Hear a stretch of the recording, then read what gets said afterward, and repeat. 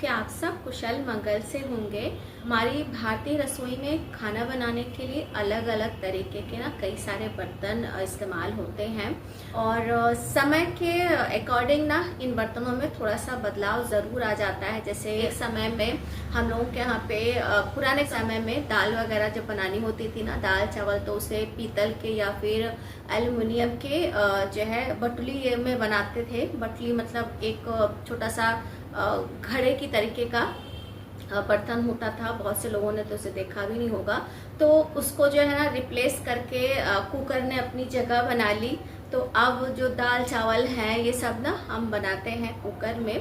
लेकिन इन बर्तनों में से ना एक ऐसा बर्तन है ना जिसको अभी भी किसी और बर्तन ने रिप्लेस नहीं किया है, वो है कढ़ाई। तो आज भी ना रसोई में कुछ मीठा बनाना है या तीखा बनाना है, कुछ तलना है या फिर कुछ भूनना है, हर काम में ना कढ़ाई ही याद आती है। तो कढ़ाई जो है ना हमारे भारतीय रसोई का ना एक अभिन्न हिस्सा है। इसका कोई रिप्लेसमेंट हो ही नहीं सकता है। हालांकि आजकल मार्केट में अलग अलग तरीके के बहुत सारे पैन्स मिल रहे हैं, लेकिन मुझे लगता है कि अभी उनको अपनी जगह बनाने में समय लगेगा।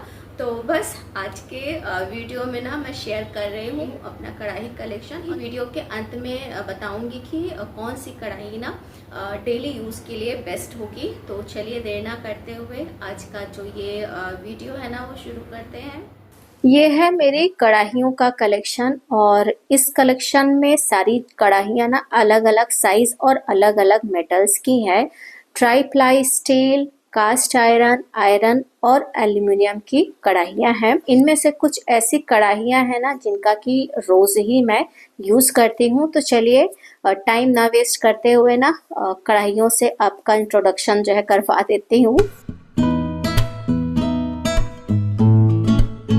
ये है ट्राई प्लाई स्टेनलेस स्टील कढ़ाई। आगे बढ़ने से पहले हम ये जान लेते हैं कि ट्राई प्लाई होता क्या है। एक्चुअली में ये जो कढ़ाई है ना इसमें 3 लेयर्स हैं।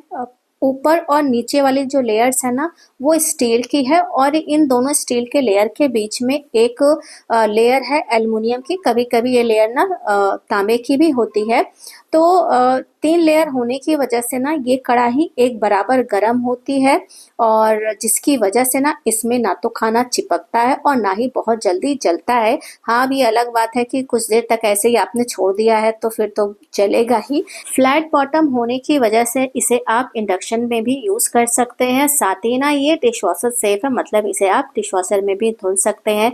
इसका जो हैंडल है ना ये भी स्टेनलेस स्टील का है और इसके साथ में ही एक ये स्टील का लिड मिला हुआ है और लिड का भी जो ये हैंडल है ना ये भी स्टेनलेस स्टील का है। तो कुल मिलाकर के ना कढ़ाई काफी सुंदर है देखने में भी और खाना बनाने में भी ना काफी ज्यादा कंफर्टेबल है।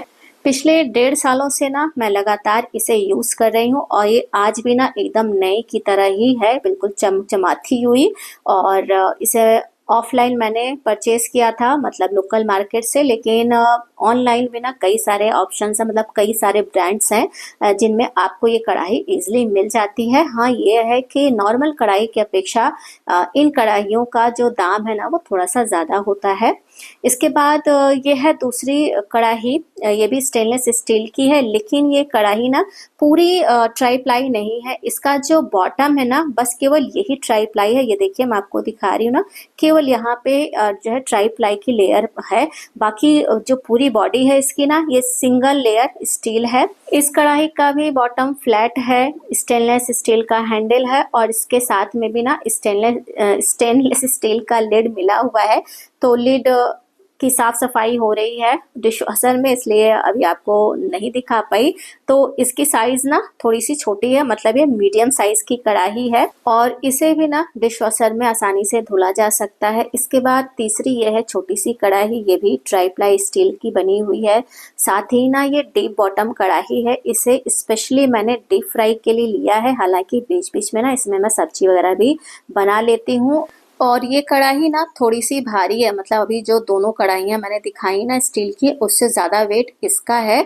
और लोकल मार्केट से इसे मैंने लिया था तो लोकल मार्केट से जब लोकल सामान हम लेते हैं ना, तो उसमें उस प्रोडक्ट के बारे में कुछ विशेष जानकारियां नहीं होती हैं, जिसकी वजह से ना हमें ये नहीं पता होता है कि जो सामान हमने लिया है वो डिशवॉशर सेफ है कि नहीं, माइक्रोवेव में यूज़ कर सकते हैं कि नहीं, इंडक्शन पे जाएगा कि नहीं। तो ये सारी जो डिटेल जानकारियां होती है ना, ये सब कुछ जो हम ब्रांड के सामान लेते हैं ना, उसी पे मिलती हैं। तो इस कढ़ाई के बारे में कोई जानकारी नहीं है, जिसकी वजह से ना इसे मैं डिशवॉशर में नहीं धुलती हूँ, इसकी धुलाई मैं खुद ही कर देती हूँ। और जब कभी थोड़ा बहुत जल भी जाती है ना, तो बहुत ही आसानी से जो है ना ये क्लीन हो जाती है, बहुत ज़्यादा मेहनत नहीं लगती है।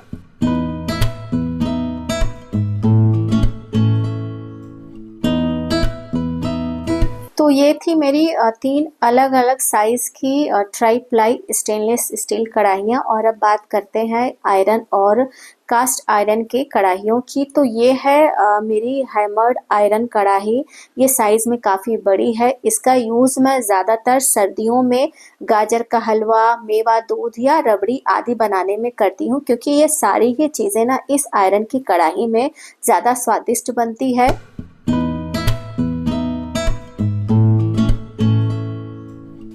ये है मेरी पहली कास्ट आयरन की कढ़ाई। इसे अमेज़न से ऑनलाइन मंगवाया था और ये इंडस वैली की कढ़ाई है।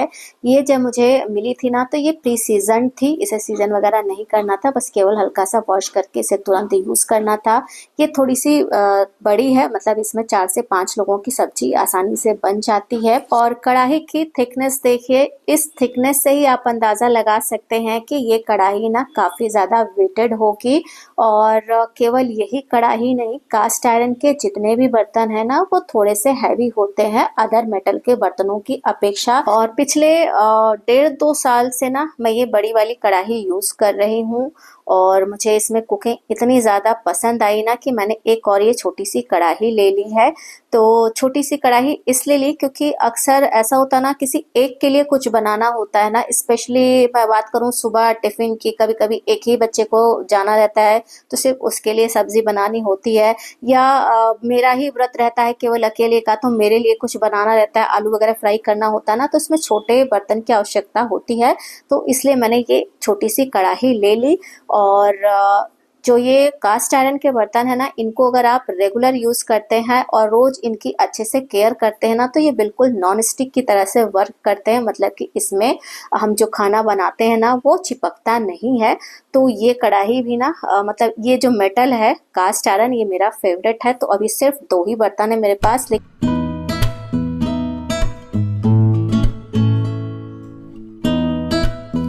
और सबसे आखिरी कढ़ाई ये है मेरी काफ़ी पुरानी एल्युमिनियम की कढ़ाई। एक समय था कि इस धातु की कढ़ाइयों का यूज़ हर घर में होता था, लेकिन अब आज के समय में ना इसे घर और रसोई से हमने बिल्कुल बाहर कर दिया है। और जो रीज़न्स दिए जाते हैं उनमें क्या सत्ता है ये तो मैं नहीं बता पाऊँगी। फ़िलहाल ये कढ़ाई अभी मेरे पास है, इसे बहुत ही संभाल करके रखा हुआ है, और इसका केवल एक ही यूज़ होता है मक्खन से घी बनाने में, बाकी और कोई यूज़ नहीं है।